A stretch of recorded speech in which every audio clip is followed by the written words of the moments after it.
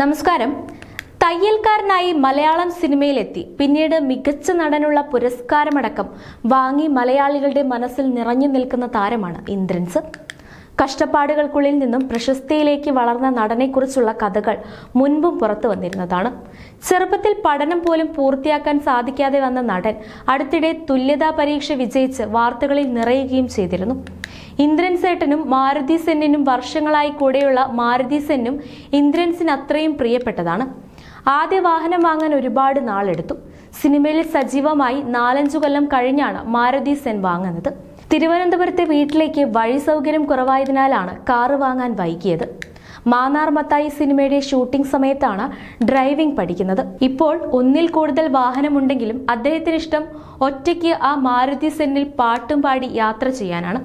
നാട്ടിലെ പഴയ നോട്ട്ബുക്കുകൾ മേടിച്ച് അതിലെ ഒഴിഞ്ഞ പേജുകൾ കീറി അതെല്ലാം കൂട്ടി തുന്നിയിട്ടും 4ാം ക്ലാസ് വരെ പഠിക്കാൻ പറ്റിയുള്ളൂ. കാരണം യൂണിഫോം ഒരു പ്രശ്നമായി. അന്നത്തെ സ്വപ്നം ഒരു ചെരുപ്പ് മേടിക്കുക എന്നാണ്. അച്ഛൻ കൊച്ചുവേലു, അമ്മ ഗോമതി. 7 മക്കളിൽ 3ാമത്തെ മകൻ. കുമാരപുരത്ത് ജനനം. കുമാരപുരം LP സ്കൂളിൽ 4ാം ക്ലാസ് വരെ ഉണ്ടായിരുന്നുള്ളൂ. 4ാം ക്ലാസ്സിൽ 2 കൊല്ലം പഠിച്ചു. പുസ്തകങ്ങൾ മേടിക്കാൻ പണമില്ല, യൂണിഫോമിനും പണമില്ല. അത് അസാധ്യമായിരുന്നു. അപ്പോൾ മരമുറിക്കാരനായിരുന്നു അച്ഛൻ. ഒരുപാട് കുടുംബ കേസ് ഉണ്ടായിരുന്നതുകൊണ്ട് ഒരുപാട് ഞെരുങ്ങി അങ്ങനെ തയ്യൽ പഠിക്കാൻ പോയി. അന്നൊരു ചെരുപ്പിടാനായിരുന്നു കൊതി. പഠിക്കാൻ മിടുക്കനായിരുന്നു. 2ാം റാങ്ക് ആയിരുന്നു. പഠന സമയത്ത് തന്റെ ശരീരം ശോഷിച്ചതായതുകൊണ്ട് സ്വയം പുറകിലത്തെ സീറ്റ് തേടി പോകുമായിരുന്നു. മുഷിഞ്ഞ വസ്ത്രവും കാലിലെ ചൊറിയും ഒക്കെ കൂടുതൽ അപകർഷത ബോധത്തിലേക്ക് കൊണ്ടുപോയി. അയൽവക്കത്തെ വീടുകളിൽ ചെന്ന് പഴയ നോട്ട്ബുക്കുകൾ മേടിച്ച് അതിലെ ഒഴിഞ്ഞ പേജുകൾ കീറി എണ്ണീത് അതെല്ലാം തുന്നിയാണ് നോട്ട്ബുക്ക് ഉണ്ടാക്കിയിരുന്നത്. കൊച്ചു ചെറുക്കൻ എന്നായിരുന്നു നാട്ടിൽ വിളിച്ചുകൊണ്ടിരുന്നത്. ഈ കൊച്ചു ചെറുക്കൻ അമ്മയുടെ ചീത്ത വിളി എപ്പോഴും അമ്മയ്ക്ക് ദേഷ്യമായിരുന്നു. ദാരിദ്ര്യവും 7 പിള്ളേരും ഇതൊക്കെയായിരിക്കും അവർക്ക് ദേഷ്യം വരാനുള്ള കാരണം. ഒരു ദിവസം അമ്മയുടെ ചീത്തവിളി കാരണം സ്വയം തല ഭിത്തിയിൽ ഇടിപ്പിച്ചിട്ടുണ്ട്. കണ്ണിൽ മുഴുവൻ ഇരുട്ടായിരുന്നു. അപ്പോൾ അങ്ങനെ ദേഷ്യം വന്ന് ഇവൻ ഒളിച്ചോടിപ്പോയി അമ്മയുടെ തെരുവിളിയിൽ നിന്ന് രക്ഷപ്പെടാൻ. അങ്ങനെ ആദ്യത്തെ ഒളിച്ചോട്ടം 1.5 കിലോമീറ്റർ ദൂരെയായിരുന്നു. അവിടെ നിന്ന് ഒരു സൈക്കിളുകാരൻ പിടിച്ച് തിരിച്ചു കൊണ്ടുവിട്ടു. മാമൻ പലവട്ടം തയ്യൽ കടയിൽ നിന്ന് പുറത്താക്കി. പിന്നീട് തയ്യൽ ജോലി അന്വേഷിച്ച് പലയിടത്ത് പോയെങ്കിലും നിന്റെ കാലെത്തുമോടെ എന്ന് ചോദിച്ച് ആക്ഷേപിച്ച് വിടുമായിരുന്നു. അങ്ങനെ ആരും എടുക്കാതെ ആയപ്പോൾ സ്വന്തമായി തയ്യൽ തുടങ്ങുകയല്ലാതെ വേറെ മാർഗമില്ലെന്നായി.